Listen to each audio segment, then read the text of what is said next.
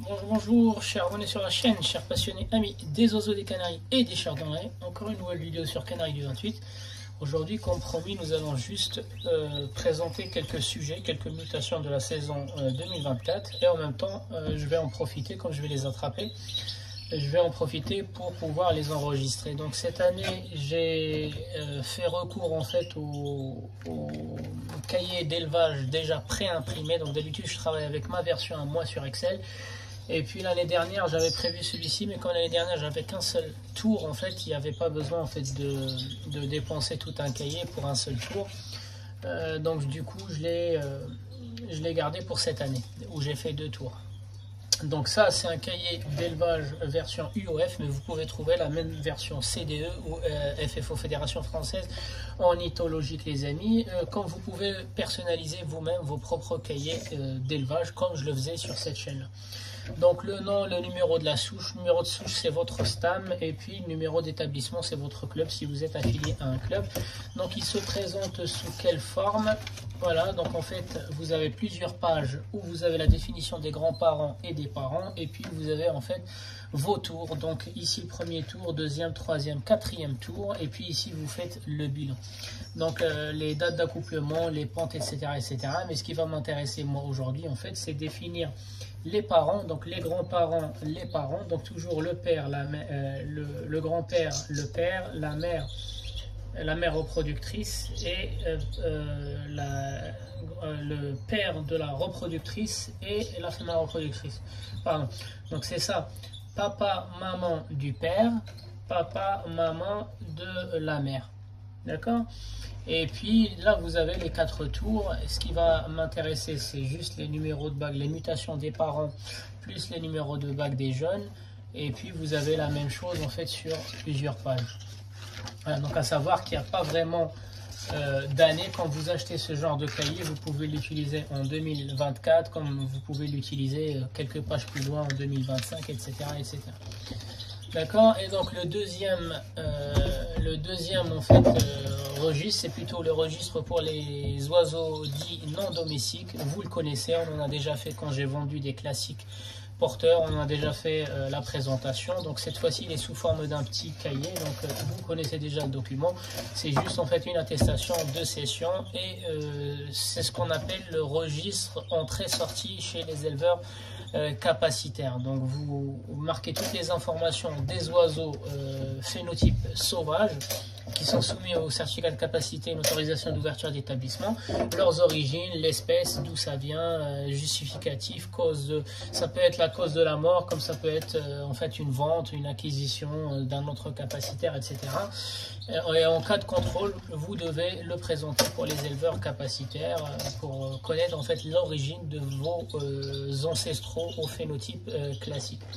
D'accord, donc aujourd'hui je ne vais pas l'utiliser parce que l'objectif de cette vidéo c'est pas des ventes, mais je l'utiliserai quand je vendais en fait des classiques comme les années précédentes.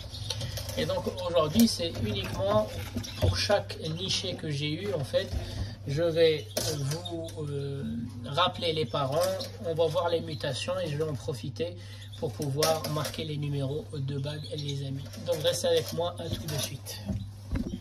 Donc le premier sujet, donc les oiseaux ils sont peu présentables parce qu'ils sont en plein milieu de la mue. Donc du coup il va leur manquer un peu de plumes, mais c'est pas grave. Hop.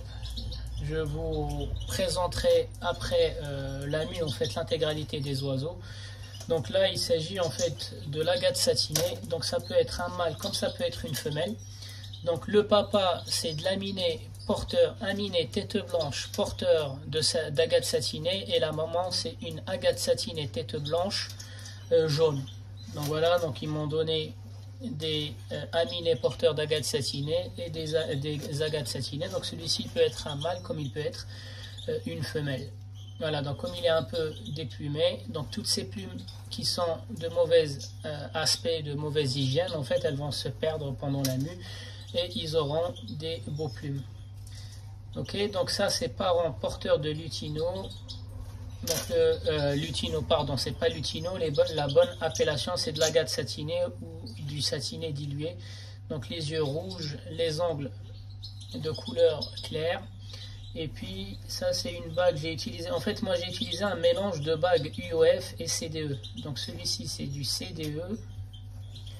Je vais juste lui retirer. Voilà, donc c'est du CDE et c'est le numéro 3. Donc voilà. Donc ensuite, deuxième sujet, c'est le frère. Donc celui-ci, c'est exactement la même mutation. Donc c'est de l'agate satinée tête blanche jaune. Mais celui-ci, ça se voit déjà que c'est un mâle. Donc il est beaucoup plus gros que le sujet d'avant. Et il a déjà un masque. À ce stade-là, en fait, je vois déjà un masque qui sort beaucoup plus large. Pas de la bonne intensité, mais il a un masque en fait qui, regardez, qui descend vraiment, il fait des coins vers le bas. Donc je pense que c'est un mâle, mais on verra ça après la mue. Donc pareil, les yeux rouges. Donc il a juste une mutation supplémentaire par rapport au premier, c'est qu'il est en plus de ça jaune. Tête blanche, agate satinée. Donc les mêmes parents, et ça, ce numéro là, c'est le numéro 4. Donc sujet suivant, donc c'est de l'agate panaché jaune. Donc un agate, pourquoi un agate? Regardez le dos, il est gris, moucheté. Il est moucheté, ça veut dire c'est une tête blanche et on le reconnaît, le dessous de la plume est blanc comme neige. Donc agate tête blanche, pourquoi panaché? Il a une plume blanche sur les ailes et il a toute la queue blanche aussi. Et pourquoi fasciato? Alors regardez, vous voyez les points un peu noirs sur la tête. En fait, ils doivent exister aussi en dessous de la gorge. Mais comme il s'arrête au niveau des yeux, c'est-à-dire le futur masque, la future caroténoïde, donc le masque que vous voyez ici, il va monter, mais il ne va pas descendre. Voilà, donc on le voit très bien que le masque, en fait, la partie un peu noire, il y a un reflet noir qui va s'arrêter au niveau des yeux, au niveau des moustaches. Je ne sais pas si on voit dans la caméra, vous voyez, et de ce côté-là, c'est exactement la même chose. Voilà, donc ça, c'est un autre couple. Le père, c'est un agate panaché, et la mère, c'est une agate satinée jaune, tête blanche. Donc, voilà, et donc vous voyez la force de la panachure, tous ces ongles. Un agate n'a pas des ongles comme ça blanches. Là, c'est vraiment de la panachure. Les ongles vraiment très blancs. Donc, agate, tête blanche, jaune, fasciato. Donc, le numéro... Là, par exemple, c'est une bague UOF. Et le numéro 5.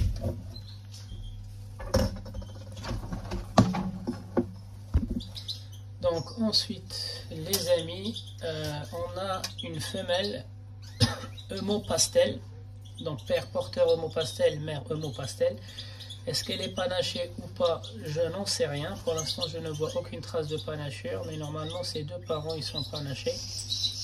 Donc je verrai, est-ce qu'elle sera gorge blanche ou fasciato. Donc c'est une tête blanche. Hop. Voilà, donc on peut souvent mélanger le mot pastel avec le satiné. En fait, moi, à quoi je les reconnais ici, là. Vous voyez les espèces de perles. Regardez les couvertures. Les couvertures, ce sont ces petites plumes qui vont couvrir, c'est pour ça qu'on les appelle couvertures, ils vont protéger la racine des grosses plumes. Donc ici, ce sont les grosses plumes d'envol. Elles sont tellement importantes chez les oiseaux que leurs racines, elles sont protégées par ce qu'on appelle les couvertures. Donc c'est ces plumes-là. Et vous voyez très bien que ces plumes-là, ce qu'on appelle les couvertures, elles sont diluées au centre et elles sont un peu plus foncées sur les extrémités. Donc ça, c'est une version pastel. Quand on a ce phénotype-là sur l'agate, sur l'isabelle, sur la minée, etc., c'est une version pastel et non pas une version satinée. Donc au début, elle avait les yeux rouges au nid et maintenant, vous voyez très bien qu'elle a les yeux bruns foncés. D'accord? Donc voilà, rappelez-vous, les versions pastel, comment moi je les reconnais? En fait, je me réfère aux couvertures. Si la couverture elle a une couleur unie, ça peut être du satiné. Et quand les couvertures elles sont bicolores, ça veut dire le bas de la plume est plus dilué que l'extrémité, en fait, c'est le freinage de la mélanisation à la repousse de la plume et c'est un facteur pastel. D'accord? Et ça, c'est quel numéro? 6. Donc ensuite, un agate pastel, il est un peu déplumé. Un agate jaune. Donc un agate jaune panaché, mais contrairement à tout à l'heure, on voit sa calotte. Lui, on voit sa calotte. Alors, son frère de tout à l'heure, il avait la tête blanche. Et puis celui-ci, on voit sa calotte. Et à mon avis, c'est un gorge blanche. Ce n'est pas un fasciato, c'est un gorge blanche. Voilà, il a quelques plumes blanches aussi sur la queue. On peut les voir. Est-ce qu'il a sur les ailes? Je ne pense pas. Voilà, il a une petite plume ici. Voilà, mais en tout cas, il est un peu déplumé, donc on ne saura pas l'apprécier. Mais c'est la même chose que tout à l'heure, sauf que il est gorge blanche à mon avis, mais pas un fasciato. Donc ensuite, c'est une femelle pastel. Donc attention, les gens souvent ils vont croire que c'est de l'agate, c'est pas de l'agate les amis. Voilà, ça ressemble, quand les sujets ils sont tête blanche, ils se ressemblent l'agate et le pastel tête blanche. Encore une fois, toujours la même astuce, les couvertures. Donc déjà le pastel, vous voyez très bien que c'est du pastel ici, c'est pas de l'agate. L'agate c'est très noir. Et vous voyez en fait la dégradation de la mélanine. Voilà, donc des deux côtés c'est pareil. Donc là c'est du panaché, pastel panaché. Et c'est une femelle. Voilà les angles blancs. Donc le pastel il n'a pas ces angles là, là c'est vraiment de la panachure. Et vous regardez les petits points que je vous disais. Les petits points, le futur masque, qui s'arrête au niveau de la gorge blanche. Je ne sais pas si on va la voir. Voilà, donc il s'arrête sur les joues. Sur les joues. Et je pense qu'elle sera quand même panachée là sur la tête. Voilà, elle n'aura pas tout son masque. Et là, c'est une femelle. Ça se voit très bien que c'est une femelle.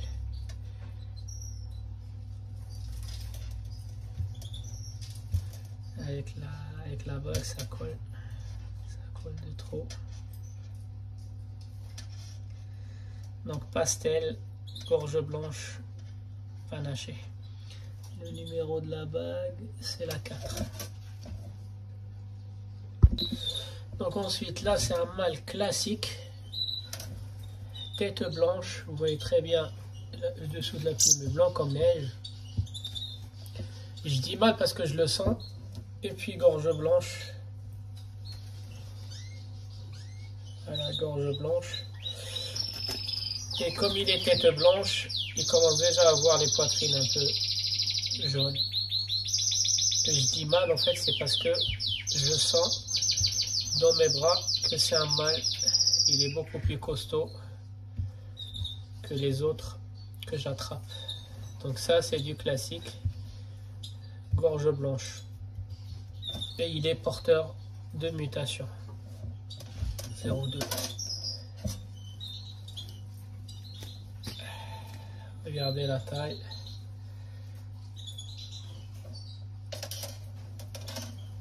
Regardez la taille. Quand je vous dis que c'est un mâle. Donc ensuite, ça c'est une femelle tout à fait ordinaire, classique. Aucun phénotype n'apparaît sur elle. Mais c'est une femelle stratégique.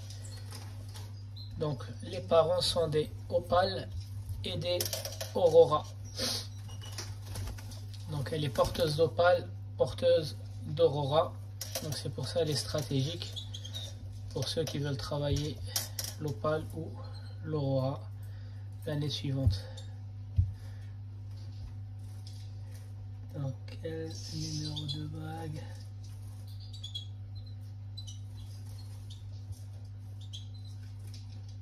« 558. 558. Donc ensuite les amis, celui-ci, on dirait que c'est un classique, mais non, si vous regardez, il a les couvertures toutes blanches. Regardez, c'est un phénotype assez spécial. Donc les couvertures toutes blanches. Regardez cette plume, comment elle est toute blanche. Voilà, donc cette plume elle est toute blanche, elle n'a pas de jaune, et les couvertures aussi elles sont toutes blanches. Donc ça fait penser à la mutation bleue, mais c'est pas une mutation bleue, en fait c'est un masque d'argent. Voilà, le masque d'argent. Donc il est beaucoup plus clair que les autres classiques que j'ai. Vous voyez très bien que c'est un masque d'argent. Donc là je prends par exemple un frère du masque d'argent. Ils ont le même âge, mais vous voyez très bien qu'il a la tête beaucoup plus foncée. Et même, en fait, ils ont déjà du rouge qui commence à pousser. La tête foncée, le rouge qui pousse. Et si vous regardez, ils n'ont pas de blanc sur les couvertures ni sur les rémiges. Ils sont jaunes ordinaires. Donc celui-ci, il sera non, il sera juste porteur de tête blanche. Donc vous voyez les poitrines jaunes, mais par contre il est gorge blanche. Donc vous voyez la phéomélanine un peu brune qui descend, qui s'arrête au niveau de la gorge. Voilà, donc celui-ci ça sera un gorge blanche, et c'est une descendance des masques d'argent, parce que le père c'est un masque d'argent mais avec des angles tout blancs. Les masques d'argent en fait n'ont pas les angles blancs, ils ont des angles comme les classiques noirs, mais celui que j'ai, le géniteur, il a des angles tout blancs. Il m'a donné et des masques d'argent et des classiques. Voilà, donc les opales on va pas les voir parce qu'on les a vus plusieurs années. Chaque année on revoit les opales. Qu'est-ce qu'on va, les Isabelles on va pas les voir, les bruns on va pas les voir. Voilà, donc j'essaie de compléter par rapport à ce qu'on a déjà vu les années précédentes. Les amis, je reviendrai peut-être sur une vidéo de présentation des jeunes après la mue, une fois qu'ils auront en fait leur plumage propre et leur couleur définitive, histoire en fait de faire une comparaison entre avant la mue et après la mue. Donc un jeune classique jaune, porteur d'agate satinée, et sa sœur ou son frère, agate satinée jaune, tête blanche. Donc ceux-là ont été nourris par cette UP allemand, couleur ivoire, jaune. Donc ce sont les derniers de la saison. Ils sont nés en juin et puis ils seront sevrés. Là ils sont pas loin du sevrage. Ils seront sevrés en mois de juillet. Mais sinon, je n'ai plus aucun nid depuis déjà le mois de juin. Fin juin, j'ai regroupé dans les batteries les chardonnerets et les canaris. Comme ça, ils démarrent leur mue. Et puis ça, c'est la dernière nichée élevée par cette belle femelle UP allemand. Donc ensuite, dans cette batterie là, j'ai tous les canaris blancs, donc UP allemand, et j'ai du jaune ivoire aussi, donc je les mets ensemble, le blanc et le jaune ivoire, parce que ceux-là ils prennent pas en fait de color en jaune. Voilà, des très très beaux oiseaux. Et ici j'ai mis tout ce qui est UP allemand de couleur jaune, donc eux ils prennent la pâtée jaune pour faire ressortir les couleurs. Et j'en ai déjà vendu hein, les canaris, j'ai commencé à les vendre depuis le mois de juin, donc du coup ça part vite. Voilà, donc c'est le peu de canaris qui me reste, du jaune, du blanc et de l'ivoire. Les amis, c'était Canaris du 28, je vous souhaite un bon visionnage et je vous dis à la prochaine vidéo.